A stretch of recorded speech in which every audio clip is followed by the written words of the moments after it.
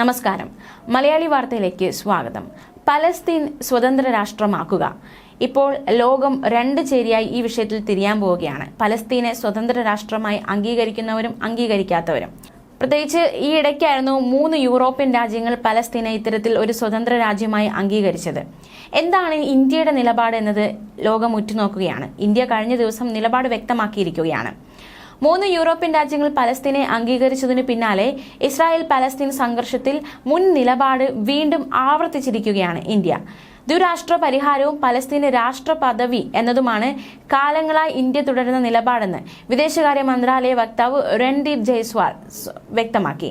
Spain, Ireland, Norway എന്നീ രാജ്യങ്ങൾ പലസ്തീനെ അംഗീകരിച്ചു എന്ന ഈ ഒരു ചോദ്യം, ആ ചോദ്യത്തിനോടാണ് അദ്ദേഹം ഇത്തരത്തിലൊരു മുൻ നിലപാട് ആവർത്തിച്ചുകൊണ്ടുള്ളൊരു മറുപടി നൽകിയത്. അദ്ദേഹത്തിന്റെ വാക്കുകൾ ഇപ്രകാരമാണ്: നിങ്ങൾക്കറിയാവുന്നതുപോലെ 1980കളുടെ അവസാനത്തിൽ പലസ്തീൻ രാഷ്ട്രത്തെ ആദ്യമായി അംഗീകരിച്ച രാജ്യങ്ങളിൽ ഒന്നാണ് ഇന്ത്യ.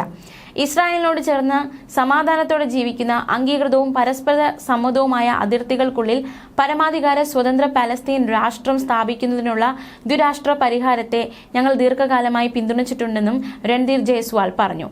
റാഫയിലെ അഭയാർത്ഥി കൂടാരങ്ങൾക്കുമേൽ ഇസ്രായേൽ നടത്തിയ ആക്രമണത്തിൽ ആളപായമുണ്ടായ സംഭവം അത് ശ്രദ്ധയിൽപ്പെട്ടിട്ടുണ്ടെന്നും അത് ആശങ്കാപരമാണെന്നും ഇന്ത്യ വ്യക്തമാക്കിയിരിക്കുകയാണ്. നിലവിലുള്ള സംഘർഷത്തിൽ സാധാരണ ജനങ്ങളുടെ സംരക്ഷണത്തിനും അന്താരാഷ്ട്ര മാനുഷിക നിയമങ്ങളോടുള്ള ബഹുമാനത്തിനും നിരന്തരം ആഹ്വാനം ചെയ്തിട്ടുണ്ട് എന്നും ജയ്സ്വാൾ വ്യക്തമാക്കി. അതേസമയം സംഭവത്തിന്റെ ഉത്തരവാദിത്തം ഇസ്രായേൽ ഏറ്റെടുക്കുകയും അന്വേഷണം പ്രഖ്യാപിക്കുകയും ചെയ്തിട്ടുണ്ട് എന്നും അദ്ദേഹം വ്യക്തമാക്കിയിരിക്കുകയാണ്. മാത്രമല്ല, ഗാസയിൽ നടക്കുന്ന ഇസ്രായേൽ ഹമാസ് യുദ്ധം അവസാനിപ്പിക്കാനുള്ള ശ്രമങ്ങൾക്ക് ആക്കം പകരുകയാണ് പലസ്തീനെ അംഗീകരിക്കുന്നതിലൂടെ സ്പെയിൻ ലക്ഷ്യമിടുന്നതെന്നാണ് പ്രധാനമന്ത്രി പെട്രോ സാഞ്ചസ് പാർലമെന്റിൽ വ്യക്തമാക്കിയിരിക്കുന്നത്. ഇസ്രായേൽ പ്രധാനമന്ത്രി ബെഞ്ചമിൻ നെതന്യാഹു ഗാസയിൽ കൂട്ടക്കൊല നടത്തുകയും ഉഭയകക്ഷി ഉടമ്പടി പ്രകാരമുണ്ടാക്കിയ പരിഹാരത്തെ അപകടത്തിലാക്കുകയും ചെയ്തുവെന്നാണ് പെട്രോ സാഞ്ചസ് അദ്ദേഹത്തിനെതിരെ ആരോപണം ഉന്നയിച്ചത്. ദ്വിരാഷ്ട്ര പരിഹാരത്തിന്റെ സാധ്യത ബലപ്രയോഗത്തിലൂടെ നശിപ്പിക്കാൻ അനുവദിക്കില്ല, കാരണം ഇത് മാത്രമാണ് ന്യായവും സുസ്ഥിരവുമായ പരിഹാരമെന്നും അദ്ദേഹം വ്യക്തമാക്കി. അതേസമയം സ്പെയിന് ഈ ഒരു വിഷയവുമായി ബന്ധപ്പെട്ട് ഒരു നിർണായക നിർദ്ദേശം മുന്നോട്ട് വച്ചിട്ടുണ്ട്. അതെന്താണെന്ന് നോക്കാം. കിഴക്കൻ ജെറുസലേം തലസ്ഥാനമാക്കി വെസ്റ്റ് ബാങ്കും ഗാസയും ചേർന്ന് ഭൂപ്രദേശം പലസ്തീൻ അതോറിറ്റി ഭരിക്കണമെന്നതാണ് സ്പെയിൻ മുന്നോട്ട് വയ്ക്കുന്ന നിർദ്ദേശം.